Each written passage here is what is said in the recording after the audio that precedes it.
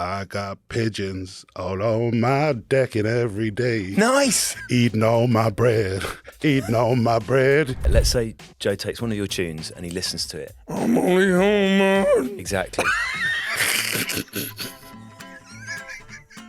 No shitting on the tour bus though. Is that one Is of that the the rules? rule, is it? You're not allowed. What if you desperately need a shit? You just got to go outside. There's a way. There's a way. Hello, Rag and Bone Man. Hello, Joe Marler. Presumably, Yeah. Rag and Bone Man's not your full name. No, it's Rory Rory. Graham. Okay. Why Rag and Bone Man? When I was a kid, I used to go around my granddad's house and we watched reruns of Steptoe and Son. And I grew up on blues music and they all had funny, silly names, you know, and I always thought it sounded like a blues name. And now I've had points where I kind of regret that name because it's so stupid, but at the same time, people don't forget it, do you know what I mean? Rag and Bone Man. And Rory I Graham think it just works. sounds like a Scottish folk singer. He big time does. Do you know what I The mean? Aaron Sweater. They would forget you pretty quickly if you were Rory Graham. But look, actually, let's address the elephant in the room, which isn't me or you. It's not an elephant, it's a horse. You're very horse. You're a horse. You sound like you need a lozenge. Right, you must Yeah. have had this I have. issue before. I have. I played one of my favourite festivals in the world about a week ago, Montreux Jazz Festival. And the day before, I was like, something's going on with my voice. I couldn't, when I was speaking, it was a bit like you. And I was like, shit. And you know what I mean? The thought of missing that festival was like, I could cry. But luckily, I went to like a local little clinic place, you know, a posh little Switzerland clinic. And they was like, we'll give you a shot of that, some of that. And the next day I woke up, I was like, fucking right as rain. It was amazing. So I need to go to Switzerland. Can we get Joe to Switzerland? Ryan, can we send Yeah. Joe to Switzerland? Be a bit harsh leaving you two, and then We'll just have some lockets if you want. We'll go to the corner shop down the road, get you some lockets. I'm going to ask Then we'll you, send you to Tom. Switzerland. I'm going to ask you, Tom, to help on this one. Joe, it'd be my pleasure. Oh, nice. Okay. And I'm also very excited because you consider yourself a little bit of a singer-songwriter yourself. I don't consider you? myself a singer-songwriter. Oh, you say you're a singer-songwriter. No, I don't. I've never said that. Several But I can times tell you from- brought your guitar down. Once. Last time we recorded, you told me a new song that you wrote. That's true. So you do consider yourself as I a don't singer? consider myself a Okay. singer-songwriter, but I can tell from the really happy expression on your face that you're doing your classic Joe thing of trying to make someone else feel uncomfortable and see how they react. Which, Rory, I'm sure you've seen Joe do before. Yeah. Yeah, exactly. Exactly. Go on then, get some advice. He's still trying to do it. I'm going to ignore him, Rory. I think you two need to talk about Heathfield because you know what it's Heathfield. like. Well, you know what it's like, Joe. Usually when a guest comes in, I ask them where they're from, what their journey's been like. Yeah. But Rory, I don't need to do that because you live about 5 minutes from Joe's house. I don't think Rory knows this, but I've been in his house. Have you? That's what the rustling's been. So before you bought that gaff, Yeah. I went and looked at it Did ya? because we were moving from Howsham Road Okay. down near the Butcher's yeah. Hook. Yeah. And I said to Daisy, I found this house up towards Crossing Hand. And she went, I don't like the look of it. I said, well, I fucking like the look of it. I'm going to see it. So it was just me and Jasper, who we had, was it Jasper or Maggie at the time? Me and one of the kids went and looked at it. And I fell in love with it. Loved it. Lovely flat garden. Look, I don't want to give away too much about what your gaff's like. But my favourite thing was this 2-story garage. Yeah. It was a classic car. The guy who had it Yeah. I before. think he used to engines and there was tractor parts fixed in there and stuff. So it's massive. 2-story garage that I dreamt of. Yeah. I didn't care about the house or anything else like that. The garden was flat, and I got a 2-story garage that I'm going to turn into a gym. And Days went, we're not fucking buying a house just because you found somewhere that you want to have a gym. And I went, oh, fair enough. So I didn't get my way and get the house. But that's my usual claim to fame, is that the guy that then did buy it was Rag and Bone Man. And they're like, You're a weirdo. That's not even like a story to say, but I have been in your house. Well, we're moving out now. So. Yeah, you can get back in. What did you use the two-story garage for? It's literally just full up of my old tour stuff. Is it? Nah, absolutely to the rafters. Yeah, I had the same. I was like, oh, I'm going to turn it into this. I'm going to have a massive studio with a big grand piano in it and stuff like that. And 7 years later, I haven't done anything with it. I just like rammed more stuff in it. Do you know what I mean? So we've got Heathfield connection. Yeah. You're originally from Uckfield. Yeah. What did you do before you became a singer then? I was, so my sister is Down syndrome.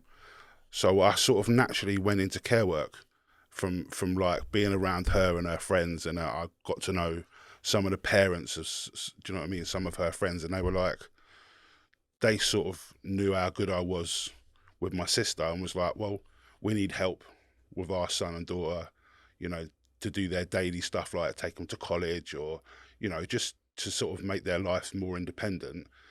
So I ended up getting employed by the council just to be like key worker for a few different families in the area. So I've done that for about 6 years. And then at what point did you go, I can sing, so I'm going to go do that? I was sort of doing both at the same time. Oh, right. So I do like pub gigs and stuff. I had regular gigs at a few pubs in the area, like the Bull in Newark or whatever. I used to play there on a Friday. I'd go to Lewis and play the Star or whatever, and then a few different places. And then I was basically doing the care work and that at the same time. And I was like, I just want to do music now, but you know, I couldn't really afford to, so it wasn't paying me enough. But I started writing a few songs, and I met this kid from school that I grew up with, Mark, and we was in the same year, and he was producing an album for Bastille. And he heard some of the stuff I was writing and was like, do you want to come in and write some stuff together and see if we can make something work? And then we wrote this one song called Rubens Train, and off the back of that and a couple of others, I got a publishing deal. And I was able to like give up my job as a carer and go and do music full time. Good story, this, Johnny. Brilliant. When you started writing songs, Rory, where did your ideas come from? So you love listening to blues music when you were younger. Yeah. Was that a big influence on you, or did you just take stuff from it was around you? But I think I love hip hop, and that and blues together were my kind of main focuses. But I came from like a rapping MCing background. So the way that I wrote songs wasn't really like a traditional way of writing songs. It was more like I would hear beats and write on top of a beat rather than sort of sitting down at a piano and stuff. Do you know what I mean? That was just the way that I'd done it. And so like a lot of my early stuff, it sounds like I'm sort of semi-rapping and singing at the same time, because that's where it come from. It wasn't like I didn't like, you know, learn my craft from like Elton John songs. It was more Solid Crew. Yeah. it was more like stuff like The Roots and Wu-Tang and stuff like that. That was my thing. Yeah. What was the first song where you thought, God, I might have cracked it here? Well, like I said, I didn't really write sort of traditionally, but my friend Tinashe, who's a great songwriter, and I wrote this song with him. And it was about my grandma, and it was like, I never really written like an emotional song like that. And it was about her sort of life, and it was called Life in Her Yet. And I just remember finishing it and being like, the first time I felt like I'd written a proper song. Do you know what I mean? It was like, this is a song that I could show my mum and my mum would like it. Do you know what I mean? Because a lot of the other ones, I think they were like, it was too kind of hip hop influenced. Yeah. It was filth. I ain't fucking sending that to my mum. Yeah, right. But like, it was something, it was something I could be arse. proud of. Do you know what I mean? It was more like that. So how does it work, Rory, as you're starting to come through? Because it's a world that Joe and I don't really know much about. Not true. I sing a lot on the show. Yeah, you do. You write a lot of songs. You done our jingles before and all that lot. I would quite like some tips from one of the best in the business. For your singing? Well, for your singing mainly, because I can't practice now. So maybe the tips for your singing, okay? Because you genuinely think I quite like the sing. idea of writing a jingle. I do one, yeah. You do us a jingle? I do one for you. Yes, please. Yeah. All right. I'll Go on then. I'll get the guitar out and I'll write you a jingle. I don't know about what right now. You bought the guitar. No. That could be awkward then. So I might be a bit. Hang on, I'll do the guitar. Yeah. What chords are you starting off with? What? A minor 7. No. Oh. What? Well, look at you two. What? So smug. A minus It's a nice, 7. it's a nice chord. What the fuck's that? Any chord with a 7th in is quite nice. Yeah. It's got a little unfinished. Hang on, so we've I'll tell you managed- what, when I get home, I'll we go. have a little go at writing you a jingle. Would you? Yeah. Superb. Please, because Tom's a shit. Your mother-in-law likes my jingles, and your mother-in-law specifically said that the jingles that we used to do on the show should come back in our rebranded version. So that's one of our listeners. You're being very negative. Okay, fine. Rory, what I wanted to know Yeah. is as you start coming through how it works. So you get your publishing deal, Yeah. but there's a lot of singer-songwriters out there, Yeah. and there is, today particularly, the way that you can push your music out. Yeah. There are so many different places people can get their music from. It's not like 20 years ago, 30 years ago. So how do you cut through? Well, to be honest, when I did my record deal, it was about 2014, 15. And even though that doesn't seem like a long, long time ago, the music industry is so vastly different now than it is. And I was like, I guess I feel like I was probably last of, an artist doing a certain deal, because those deals don't exist anymore because of TikTok and the way that the music industry is dominated. So I think at the time it was like I got my publishing deal because that allowed me to just write songs and not worry about where everything was going in terms of like a career. It was just like write some songs and see what hits. So do you get, with your publishing deal, Yeah. do you get paid per song that you write, or do they take your song and take it to artists, and then if that's a hit, then you make money? No, they give you sort of guys, I guess like a blanket deal to just go away and write songs, and for yourself or for other people if you want to or whatever. And then when you put a record out, they end up getting a percentage of all your songs. That's kind of how it works. Do they get like a big percentage? Well, I guess it depends how much money they make you, because it's their job to put your songs in places like, I don't know, Sky Sports, BBC, films, do you know what I mean? TV, all those places. So and that worked out really well for me, because my first project wasn't actually on a label as such, but they still got me in the right places. Do you know what I mean? I remember hearing my songs on Sky Sports, or hearing it on like a BBC detective program or whatever. So it sort of gets heard by people. And then I could have done a record deal straight away, because there was a lot of people interested, but at the same time I was like, I want to put together a couple of projects first, and then, because you can sort of gain a bit more power behind the throne, so to speak. It's like if you've got a bit more under your belt, you can build a bit more of a fan base, you can get a better deal. So that's what I did. I waited it out a little bit, and then I did a deal with Columbia, who were the best record label that I could, I met everybody, and I was like, they all do the same thing, but this team are the best. So Nice. So then when you sign a record deal, how does that work? Because back in the day, people could write one song and that could be it. They could live off one massive hit, couldn't they? But all the stories you hear from the outside are how hard it is to make money now. So it's not like you're selling singles, or you're selling 20, 30 years ago, you're selling CDs. With streaming, let's say someone listens. Let's say Joe was to open up. What do you use Spotify, Apple Music? What do you listen to? Spotify. Right, let's say Joe takes one of your tunes and he listens to it. I'm only home, man. Exactly. Oh, that was lovely. It's beautiful. That was lovely. As if I've done it as a cow. It's one of my favourite songs. It was lovely. And I've got the guy who sung it in the room, and I've just fucking murdered it. I'm only human after all. Ooh, That was better. Was that better? That was better. The tone was nice on that one. Thanks. Yeah. thank you. So Joe has sparked up Spotify Yeah. and he's stuck that tune on. Yeah. What are you getting for that? Oh, fuck all. So you're getting 0.0. Oh, blah, blah, blah. like of a pence. Like, yeah, like you have to have a lot of plays to get any money. But there is a positive to that, because it's opened up the industry to much more artists, because you don't have to be signed to, Universal or Sony or whoever, or even an independent label, to get played on Spotify.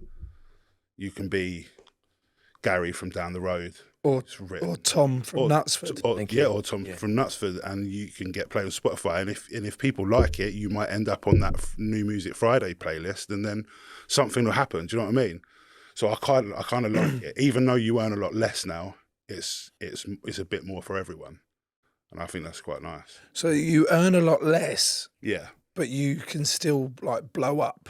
Yeah, you blow up. Yeah, exactly. Get out there, and then you can then end up earning more money from other deals because you become a bigger name.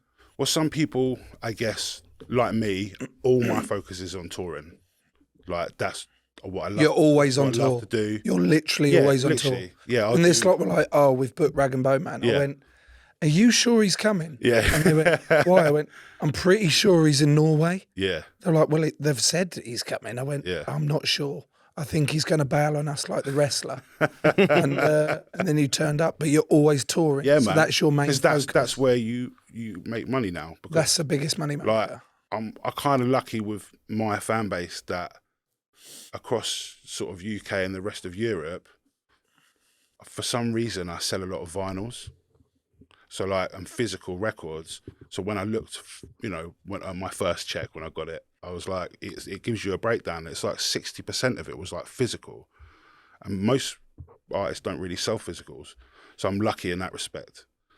But still, like, everything pretty much comes from touring. That's why I love touring, and that's where your money comes from. So I'm like, let's just have at it. Do you know what I mean? I'll do like 40 shows in a summer. So Joe, you spend a lot of time away from home as well, but these are very different worlds. Mm. Even the way that you are, your touring existence is not like a rock and roll touring existence, is it? No, like there's more massages for you. No, not those sort of massages. Well, it depends. Okay, where you are in the world. Yeah, but there's a lot of similarities. I think there's a lot of similarities in like the logistics of it all. Yeah. If you're touring, yeah, are you taking like a shitload of A, people, and B, equipment that you know you can rely on, so you can sound the same absolutely everywhere you go? Yeah. You're taking all that with you? Yeah, most of the time, yeah. So if we're touring in Europe, usually we just did a couple in Norway where we had to like fly stuff with us, which was a fucking pain in the ass because of Brexit. But like most of the time, if we're doing like a tour where we're jumping from place to place, we're on tour buses and trucks will follow us with all of our stuff. And how much stuff are we talking? I mean, it's quite a lot, not as much as a lot of other artists, because my show is all about just the music part of it, and it's not really about a big production. It's just instruments and people. So we're not looking at like 747s like Taylor Swift. We're talking like 2 trucks, right? 2 like relatively small trucks. I did a tour with Pink recently. I did 2 dates with Pink in Ireland, and I spoke to the geezer backstage. I'm a bit of a geek about this stuff. I was like, "How many trucks does she have?" And he was like, 48. 48? What do you mean, 48 trucks? Trucks to get in the whole show.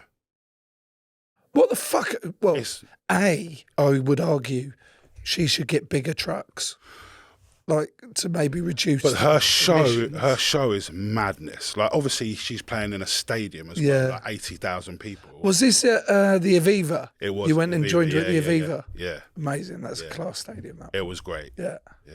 48 trucks. Yeah, mad, isn't it? And you've got 2. I think 2's quite a lot. Quite a lot. I'm just like, I remember the days of touring in just like a splitter van with everything in the boot. Have you ever had an issue like that? You're taking this equipment with you, sound like whatever it is, and then it's fucked up. It doesn't turn up. It doesn't, it doesn't turn up. You crowd and they're sort of not baying for blood, but they're like. Well, no, we have had it on a few occasions. We did this festival in Austria called Nova Rocks, and we turned up. Truck got caught at customs. They were like, "It's not going to make it on time." So we basically just borrowed stuff from other bands. We're like, we'll use their kit, use these amps, guitars, whatever, and then put a show together.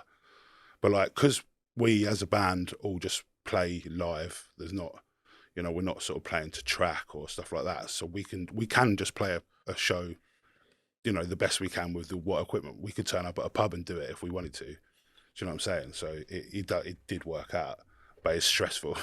But it is. So who have you got on your team, and talk us through what your setup would be? So in my band, it's been the same for about 7-8 years now. I've had the same people. So my drummer I went to school with, he's a local lad from Buxted. Nice area, that. Yeah. White Horse, decent pub there. Yeah. Yeah, good. And then my guitarist, Rich, who I met through him, and then my amazing bass player, Bill, he's from the West Country. He's like a little ginger hair Pino Palladino on the bass. He's ridiculously good. He's an amazing bass player. And then I've got a guy who plays keys and brass, Paul. Wow. And then 2 backup singers, and then my MD, Ben Jackson Cook. So like, quite a lot of us on stage. But like I said, it's all about the music side of it and not so much the kind of... What's an MD? Managing directors. He manages the band, basically. This has blown my mind. Yeah. Because I just thought you were Rag and Bone Man. Yeah. But you've always got the same band. Yeah. And the same team with you. Yeah. Well, I mean, the team kind of comes in and out of different people. Like, mostly the same tour manager, but then sort of light and text and stuff, sound guys, they dip in and out of other things sometimes, because if they know they're getting a whole tour, they'll commit to it. But sometimes you can't in the industry. It's difficult to commit to one thing. So, but most of the time, you know everyone. You've worked with everyone on the team. So. And is it your responsibility to pay them?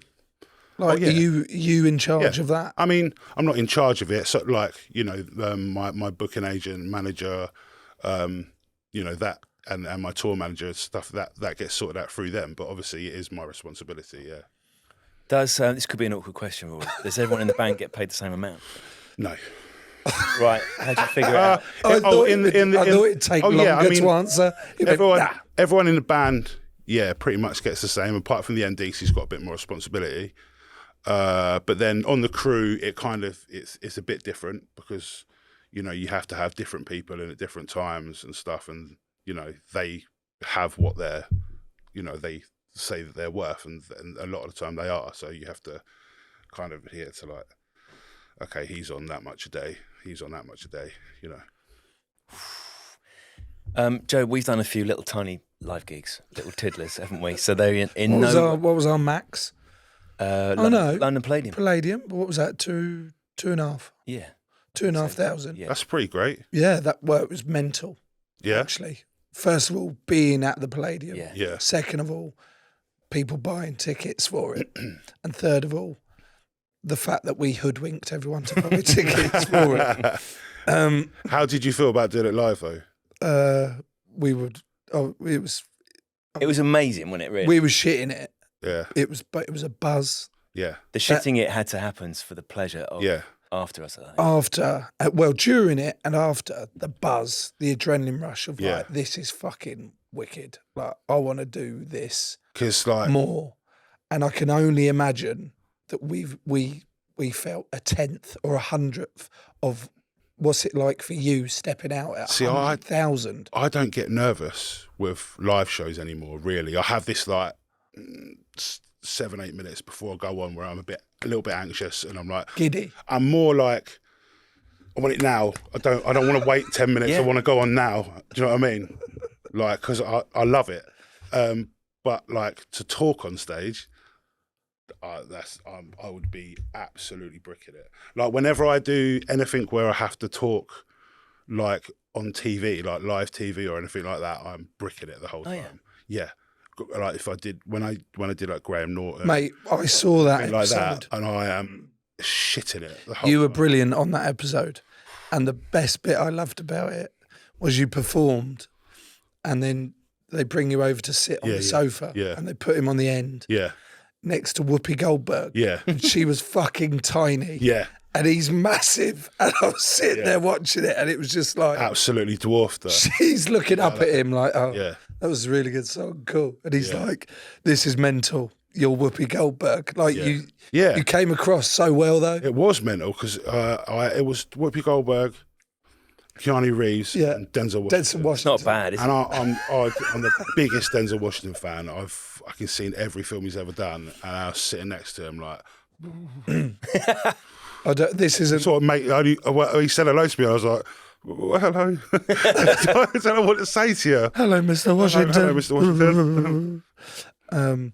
You said you don't get nervous about going out on stage. Not really. But no. Okay, what's the biggest gig you've ever done? I was going to say the Pink one, but I actually did Exit Festival in Serbia. That's a good one, isn't it? And I think where we was on after like Jason Derulo or something like that. It was a mad like lineup, and the crowd doesn't stop. It just because it's in like the ruins of a sort of castle, and where the crowd, in Forrest Gump. When he stands up to talk in front of all the people. Yes. Yeah. It looks like that. It just doesn't. You can't see the end of people. Like, and I don't know exactly how many, but I reckon it was over 100,000. Wow. It was insane.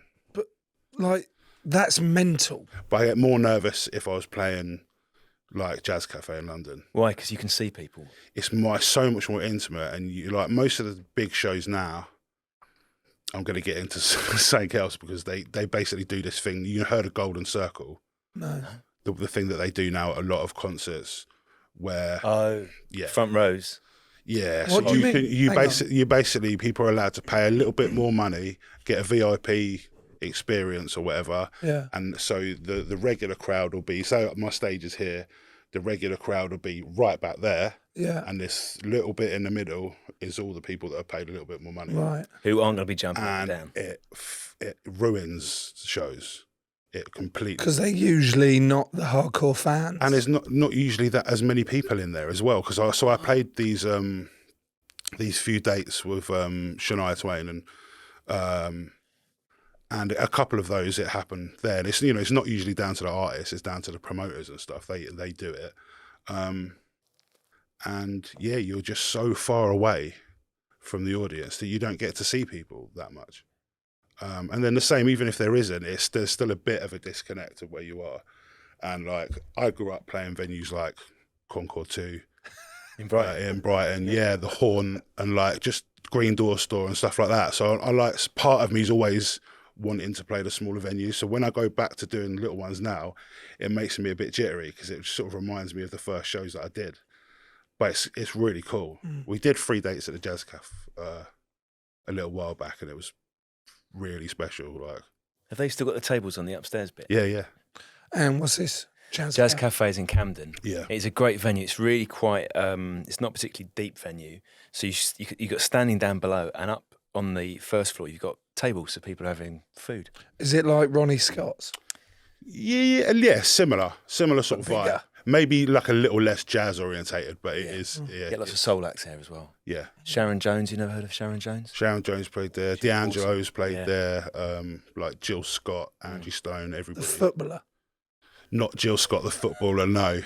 She might have gone into jazz. She was just doing Keepy Uppies for about 3 hours. It was very good. All right, I like how your eyes lit up when you started doing some artist tennis between you two. Those are great artists. So let's Sharon go. Jones, who's unfortunately no longer with us, was amazing at the Jazz Cafe. She's one of the best live acts I've ever seen. Yeah, she if was you love great. retro soul, and she was like she'd come straight out of Stax in 1968. Yeah, and she the was Dap amazing. Kings were amazing type. I saw her, and I saw Charles Bradley play as well, and both with the same band pretty much. Yeah, it's a really great live setup. That whole Amy Winehouse sound doesn't happen without Sharon Jones. Really? Yeah. So I need to look up this Sharon Jones. Yeah, or just Daptone Records in general. It produces like some amazing soul music. It's really great, man. What other names, artists, past and present, do you take inspiration from then? This is mental, by the way. I'm getting to interview one of my idols, one of my heroes, and I've got a fucking voice like this. It's taking a fucking piss. I really love Stevie Wonder. Lauryn Hill. Like, was a big fan of the Fugees back in the day. Ooh la la la. Amazing. Miseducation of Lauryn Hill was an incredible album. It was great. Fact she's never done another one. And actually, the Fugees album, the score, was God. insanely good. Fucking unbelievable. Ready or not? But you play it now. I played it the other day, and I was like, "This is still. It's not. It doesn't sound that dated, for some reason." My eldest boy is obsessed with it. Really? Like, his playlist he's got on Spotify. Yeah. When I went through it the other day, there are some. Is it good? There's some fucking weird ones because I reckon if my sons had playlists, they would not be good. They would not be good. But when I then look down it, and there's a fair bit of Eminem. Is there Old stuff? Yeah. I'm like, okay. How old is he? He's 10. Ah, see. I was probably 10 when I was like Snoop Dogg and Ice Cube and that. I'm like, he's like. But there was another one recently that I was on the team bus in New Zealand, and I said, "Fuck you lot, can I go on the music?" Because there's usually the young boys on the music. Yeah, I'm going on the music for now. Yeah. And they didn't like it because I was putting Barbra Streisand on, Adele on, Celine Dion. They were like, "What the fuck is this?" Yeah. Most of them hadn't heard of them. Okay. And secondly, they thought they were shit. And I went, yeah. "Well, eat shit, you lot." And I went, "All right, I'll put Jasper's playlist on." And then I think it's Popular by The Weeknd, Playboy Carti, and Madonna. Yeah. Which I'd never heard of. No. And they're talking about and jumping up and down and shit. And they're like, "Is this your 10-year-old son's playlist?" I went, "I'm going to have to look at it." Yeah. But what pleased me more was Damian Marley and then the Fugees. Nice. Oh, mate, it was so good. To be honest, though, it's no worse than my 6 and 8 year old. All they listen to is like the song called Willy Bum Bum. Oh no, Willy Bum Bum, Willy Bum Bum, and over again. I know the exact one. I got a little willy, put it in my bum. Me and my bum have all kinds of fun. Yeah. And I was like, that's not really any worse. There's a wasp bit in it as well, isn't it? Yeah. Wasp at the end. Silly old wasp. Yeah, look what you've done. Bum. You stung my bum and my bum got numb. You not heard this, Joe? Yeah. It's about ridiculous. 2 minutes long. Yeah. But if you have it in the car and they listen to another thing called Touching Things is Fun. Yeah, really. They're not wrong. They're not wrong. No. But hey, as if we've just got Rag and Bone Man to do a cover of Willy Bum Bum. Yeah, my lot also like D's Nuts. D's Nuts, yeah. As in, there's a story. They're like, put it on every time. Story time with Tom Foolery presents D's Big Nuts. Oh. D was a squirrel who had big nuts. His nutsack was so big. And they'll be dying. Yeah. My kids would love that. Mate, they go between that and Willy Bum Bum. There was also this one song that was used on some kind of video or whatever, and it's called I've Got Bitches. Do you know about this song? No. So I think one of the kids heard it and started singing it, and we had to replace the lyrics. And it goes, I got bitches all on my every day, on my. That's awkward. And I was like, you can't be listening to this. So me and Zoe were like, we'll just change the lyrics and tell him that that's what it is. Yeah. So we changed it to, I got pigeons all on my decking every day. Nice. Eating all my bread, eating all my bread. These pigeons, they know, stick it in their pigeonhole.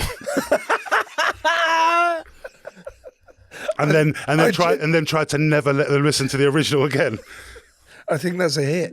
Yeah. Surely that's a hit. Yeah. We do A side, Willy Bum Bum. Yeah.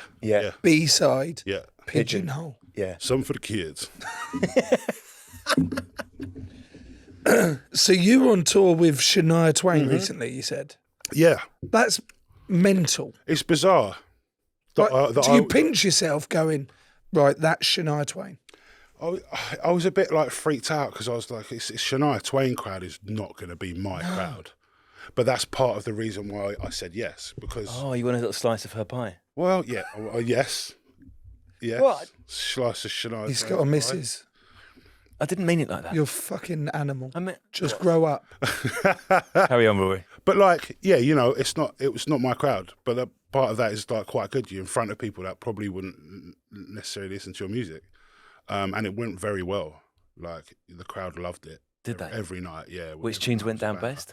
I mean, people always go mad for Giant at the end because it's the big dancey number. But then we've got the other Calvin Harris song, which is, I guess it's quite camp sounding. So I think it was quite like. Is it? Well, the little and the beat and stuff, and I think the crowds, you know, like it's Shania Twain crowd, so a bit of that they kind of liked, and then I said Anywhere Away From Here, that's the like, ballad number. I usually sing that with one of the girls. They do the pink part or whatever, and then. Did you sing with Shania Twain? I didn't. No. I barely saw her, to be honest. Is that how really? She was in and out quite a lot. You know, she had a lot of problems with her voice. She's had operations. I feel her pain. I feel her pain. Yeah. So yeah, but she was in it. I saw her like one night and spoke to her a bit and stuff. But it was very fun. Is that how it usually is? Like with Pink or other people you've toured with? Well, certainly with Pink, because the places, well, you know, you've been there to that arena. Yeah. It's so fucking big that like I'm in the dressing room here and Pink's in the dressing room quarter of a mile away. So where like, was the stage at the glass end? Yeah. Yeah. And you don't really come across each other that but then the last night she was like, come and sing the song with me. So, which one did you do? Well, Anywhere Away From Here, I was my song featuring her, and she was like, come and do it on my set. And I was like, fuck it. How good is that? Oh, mate, it's class. Like, if you haven't heard it, mate, like 75,000 people or something like that. And, you know, it was freaking silent as well. It was amazing.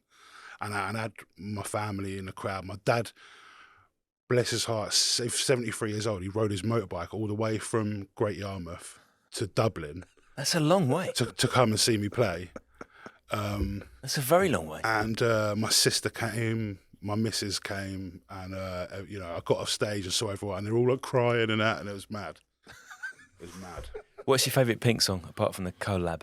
I want your answer on this, Joe, as well. Oh God. She did. It's not very well known, but there's a band called City in Colour, and she did a project with a lead singer of City in Colour. It's called You and I. And you should, if you haven't heard it, it's basically like really beautiful acoustic kind of country-esque songs, but with just duets, and it's so great. Yeah, you should check it out. Joe, Pink? Well, it's the Pill one. Just Like a Pill. That is a good song. Yeah, it's quite dark. Yeah, but I tend to favour. Yeah, my musical attraction tends to go down the sort. You're a Shirley Bassey fan, right? You mentioned before you were listening to Shirley Bassey. Shirley Bassey. No? Celine Dion. Oh. Barbara Streisand. Barbara Streisand, sorry, not Barbara Shirley. Streisand. Okay. Adele. Down that route where it's a little bit more ballady. Like a bit of sadness. And sadness. Okay. I guess I relate a lot more to sadness. All right. Like, I'd say my absolute favourite, we've done this before, we've done like a Desert Island Discs when we did that tour. But I actually think my number one song would be He Ain't Heavy by Donny Hathaway. Oh, Donny Hathaway. We talked about this a lot. He's one of my favourite voices of all time. Fuck me I dead. think, and this is controversial because I love Stevie Wonder immensely, I think Donny Hathaway's voice might be slightly better than Stevie's. I know. It's different. It's different, but tonally... He's almost more classical in some ways. Donny Hathaway is amazing. Yeah. Yeah. Yeah, I love that. There's a live album by Donny Hathaway. Yeah. It's like my go-to like soul records to listen to. So you've done some collaborations, Rory, and I was going to ask what that is like and how you do it, but I've actually thought of a different question. Now we're talking about Donny. Yeah. You can go back in time. Yeah. You can time travel, and you can meet any singer or musician from the past for a collaboration. Prince. Which era Prince? I don't know, man. Sign of the Times? Sign of the Times. My favourite songs is one of the Sign of the Times. Sometimes It Snows in April. And then I like they're not stupid, but you know, like Sexy Motherfucker. Yeah. Do you know what I mean? Yeah. And then like, what was the one he did for Batman soundtrack? I thought was amazing. He did Batman? Yeah. The one in 89, the one with Michael Keaton. Yeah. No, that was Seal. Yeah, no, Seal did Seal was a little bit later, I think. Kiss from a Rose was maybe the second or third film. Yeah, about 93. Yeah. I think. But yeah, I'd know with Prince though. I think it'd be more like I would like to be like the fly on the wall in the studio when he was creating Paisley Park. and just I want to know what his process was like of writing songs. So that's who you'd go back and want to see Yeah. and have a collab. What about moving forward? Who's out there that that you're like, I would love to work with? Oh, I really like this girl Olivia Dean at the moment. I think she's great. But in terms of someone that's like, I feel like he's like a far reach, Kendrick probably. Yeah, I think that'd be pretty great. Or someone like Kendrick, or maybe Lil Wayne, maybe. And how does it work like, when you do a collaboration? Yeah, I always assume that it's almost like the Band-Aid video where there's two of you around the same mic. I love it to be like that, but I've never really done one that's been like that because I never, with my collaborations, I've never been in the same room and done them. Really, most of the time. I think I've done a couple, but they're more the stuff that I did with kind of rappers from the UK or whatever. But when I did one with like a rapper called Vince Staples in LA, I never met him. It was just like a conversation over the phone or on Skype or Zoom or whatever it was at the time. And then the Pink one, I'd met Pink, but I wasn't in the studio with her. So who recorded their bit first? I did, but I'd written the whole song, and then I just gave it to her and just said like, which part would you like, Mrs. Pink? you sing whichever part you like. I'll have it all. Yes. And then the Calvin Harris ones were with I'd already written the songs, and they were kind of meant for an album, but it didn't make it on an album for whatever reason. And then just went like, oh, maybe this could be like a bit of a dance tune. What do you think? And then a few months later, he's like, how about that? I'm like, yeah. So you literally gave it back to you finished. So you pretty much, yeah. Did it sound as you'd imagined it was going to sound? No, because I mean, Giant was so vastly different to his version. It was like a much slower, almost like Michael Jackson-y disco-y tune. Oh, and he got it and just put a massive fucking 120 donk on it. And then with the newer one, Lovers, it was like a proper sort of sad ballad, just a piano ballad. And you sent it to him like that? And I sent it to him like that, and then he worked on it, sped it up massively, and did the Calvin Harris thing, and then I want the sad. I sent it to you. I send the original demo. I want the sad piano ballad. Yeah, I'll send you the original demo. I'd prefer like my. I know you would. My playlist is called Dark and Gloomy. Is it? That's why. You don't necessarily need both words though. You could just Dark and Gloomy. It was really to emphasise it. And Daze was like, I think you need to change the name of your playlist. It's a little bit too much. And I changed it to Thoughtful. Thoughtful. I prefer Dark and Gloomy, to be honest. Thoughtful. The thoughts being Sad, and gloomy thoughts. Dark and gloomy thoughts. So that's. It sounds like a playlist you'd already find on Spotify with a picture of a fucking daffodil or something. You know what I mean? Thoughtful daffodil. Someone looking up at the stars. Oh, fuck off, Rory. I want to know, touring. You mentioned tour bus. Yeah. What's his tour bus like? Like, is it the fucking mutts nuts? They haven't been in the past. Certain ones are still not great. We had one whilst we were in Ireland, which was dog shit, like really, really terrible. So like I'm 6'6", right? Yeah. And usually I can't really fit in the bunk because they are like 6'5" long or whatever. So I'll be like curled up. So usually like the back room has a sort of a smallish double bed in it or whatever. And that's all right. But then on the Irish one, they put the bed the other way around. So it was like head to foot, but you're going that way. So you don't so I couldn't fit in it. And I had to spend like 6 to 8 nights on it or whatever. Oh. And by the end, I was like, fuck, I've got to go and get a massage somewhere because my back was done in. But then the new one we've got is absolutely bang tidy. It's like, it's got this nice double bed I've got my own little room with a double bed in it, TV, Xbox, and my own little shower toilet as well. That's a touch. Which I just about fit in. It's a squeeze. I don't know why, but I'd just really like to see you on a tour bus toilet. Yeah. No shitting on the tour bus though. Is that one of the rule? rules? Is it? You're not allowed. What if you desperately need a shit?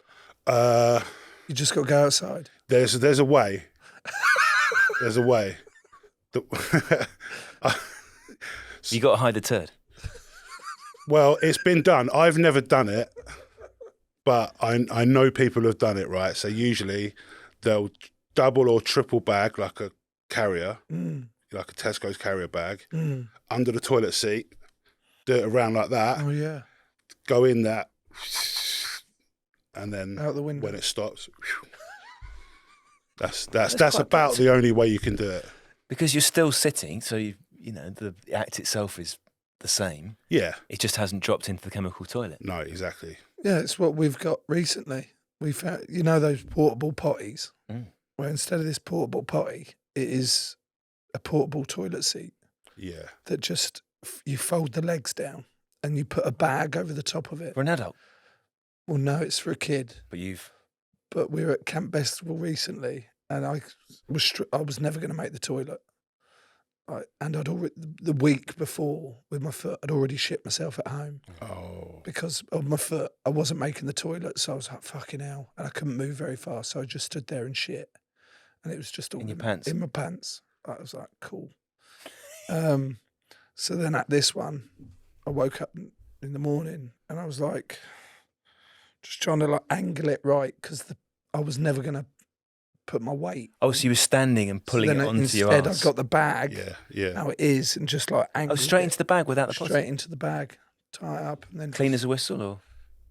No, there was a fair few wipes. Yeah. And then just lob it outside. I think you need a wipe. You can, yeah. Yeah. Not ghost shit. This is not where I thought this was going to go. Sorry. What else do we need to know about tour buses, Rory? Hang on. Why don't you just stay in hotels? Yeah. You do sometimes, but then you know it gets like incredibly expensive. You're going to stay in a hotel every night, and then you've got like 14 other people to put in a hotel. Do you know what I mean? It's quite expensive. And if you're doing a date every night, you know sometimes you have to leave the gig after you've done it to get to the next place in time. So you have to sleep overnight. So if you're going from if you're playing Edinburgh one night and then the next night you're playing in Leeds, you know, you've got to travel through the night to get there, because buses have to take stops and that, you know. Do you, you've spoken a lot about like the plus sides of touring, the biggest gigs. Yeah. But does like one gig stand out as like a complete shit show? Like what for us was, would we say? Birmingham was a tricky one, wasn't it? When the sound went. The sound went. There was a couple of things went wrong. Couldn't hear Steve, the producer. And then the crowd were a bit.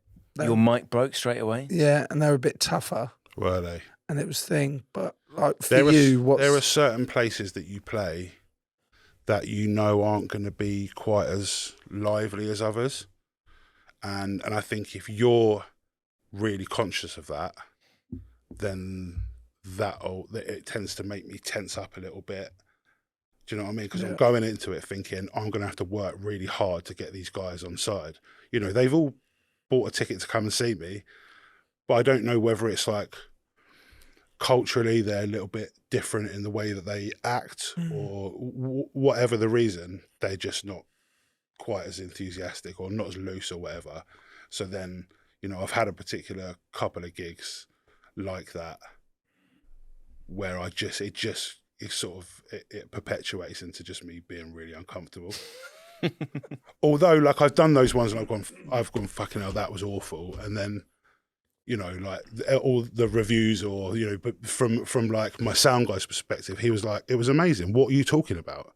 So it's usually in there. It's not like it's in your head. It's not like, you know, it's not always necessarily a bad gig if you think it is. How do you turn it around if you get the sense it's not quite going as you want? Particularly in those massive gigs that you describe at the Golden Circle. Yeah. Like, are you trying to make eye contact? Can you make eye contact in a crowd that big with anyone to try and make it more personal? Or are you trying to draw the attention of people at the back? How do you try and do it? Sometimes you have to just sort of be a bit more animated, and I used to be very afraid of that. because I would see sort of my mic and behind the mic as my little area, do you know what I mean? And I don't really move that much from that. But over the last few years, I've been like, no, fuck it. I'm just going to go and try to be more engaged with my audience. Do you know what I mean? And look at people and stuff. And do you know what I mean? And it kind of works sometimes if you it gains you a bit more confidence as you do it more, kind of thing. From a fan perspective, Yeah, we've got some very loyal fans, hardcore Patreons that yeah. often come to live shows. Do you find yourself like seeing the same sort of faces at your gigs? Yeah, and also quite a lot. Does it ever get to a point where you're like, this is maybe going a little bit stalkery vibe? There used to be these two girls that would turn up to every single one of my gigs, and at one point I was like, how did you get here from there? Because we do one gig somewhere and then travel all night to a bus somewhere else, and they're like, how did you even get, do you guys own a private jet or something? Because like, how do you get there? And you'd be playing in like Brixton, and then you're doing a gig in like Switzerland, and they're there. What? Like, rah. And they all. So with them, you're a little bit more like, thanks for your support. Yeah, and they would always you're be weirding me out, waiting outside the tour bus and stuff like that, and that frightened me a little bit because you get up and you're a bit tired. You probably only had a few hours sleep because it's bumpy and that, and then you open the door, you're like, oh fucking hell, hello. It's a bit disconcerting. But they always used to wear the same things at the gigs as well, the same colours. It was like they were going, it's me again. The thing is, it just reminds me of like that Alan Partridge episode. Do you know what I mean? Not with you, you mentalist. When he's got the tattoo of Alan on his chest. Yeah. Aha! And then in his room. Yeah. For fuck's sake. I'll level with you. I'm scared. I didn't think there'd be so many references to other things in this episode. Bringing it back to music. Yeah. What's next? Like, you've just got back from Norway. You're touring all the fucking time. Yeah, I've got some more shows coming up. I'm just about to release another song. Another one? Really soon. Called Rush of Blood. Basically, I was in a studio with my mate Mark at the end of a long day's kind of writing process, and we were like, should we go home? When you decide to have coffee a bit later on in the day, and it always makes me go a bit shaky. And we were all in the studio together, and I think had a bit more energy, and just decided to write one more song. And I was listening to loads of really good like 70s and 80s like funk and disco music. And I was like, well, I don't know what that would be like, but I'd really like to try and write something of that kind of sound. Do you know what I mean? Like, use the melodies and stuff that I would usually use, but over that kind of sound. And I was just, and it just came out like this absolute banger. And I listened to it the other day, a live version that we did on tour. I'm really happy with it. It's like got brass. It's like it's proper vibey. Do you know what I mean? Nice. Yeah, and it don't necessarily sound like a Rag and Bone Man song, which I'm quite happy about, because sometimes it's nice to surprise people a little bit with something that they didn't expect. Do you know what I mean? And do you find with writing songs, because the cliche is obviously that the second album is the difficult one, because you put all your ideas into the first one. So do you find that the ideas still come quite naturally? Well, the second album was a slightly difficult one in the end, but this one felt like really natural and easy. Yeah. Yeah, because I think I kind of had this really clear like idea of what I wanted to sound like. So when your sort of motivation becomes quite clear where you want to go to, everything's sort of fell into place. Where do your ideas for writing the songs come from? Like, do you have it? Is it based around the sound, like you just described? Sometimes it is. To do a disco song. Yeah, sometimes. Or is it based around like stories or memories or people, like experiences that you've had? Well, most of mine is based on real life, and it's very much like it's on a plate. Like when you listen to it, you'll know exactly what it's about. I'm not trying to be like introspective and make you work for it. It's like, but then other songs like this new one, it was like get the sound right, and then fit some cool words in where they fit, kind of thing. That it really was. Do you know what I mean? And yeah, that's the way it is. This song's all about the vibe rather than like super deep and meaningful lyrics, which isn't like me really. I'm usually all about the lyric first, but this one I was all just thinking about I could do something on stage that made people jump around and that. Nice. What's your favourite lyric you've written? Fucking hell. Oh, It's a hell of a question. I don't know, man. I'm not sure. I could tell you a favourite song that I've written. Yeah. Have you ever seen the film called Perfume? And it's a film about this kid that grows up in the slums of Paris, and he is born around like squalor and the smells of like marketplace and stuff. And so he becomes this, what do you call them? People that make perfume. Yeah. And then he becomes an apprentice, but then he becomes obsessed with the scent of a woman. So he ends up being a murderer. And he kills, he tries to see. It's like a really dark It's a really dark story. But I thought this was going to be a lovely story about growing up in the Redemption. slums, getting out of it. Yeah. No, it's not. It's Jean-Paul Gaultier. It's a really dark story. But I watched that film and I was like, I'm going to kind of write a song based on the idea of the scent of someone. Do you know what I mean? About that, someone that you love that much and their smell. So I wrote that song, and that's, to this day, probably my favourite song that I've written. Amazing. Joe, you going to add it to your dark and gloomy, or do you need a new playlist? I don't. It sounds like it fit on the dark. No. and gloomy. No. What playlist? I've got name? a couple on the album that will fit on there, Ooh. but not this one. Okay. I'll wait for them ones then. Yeah, And then maybe I'll start a new album yeah. called Light and Slightly Happy.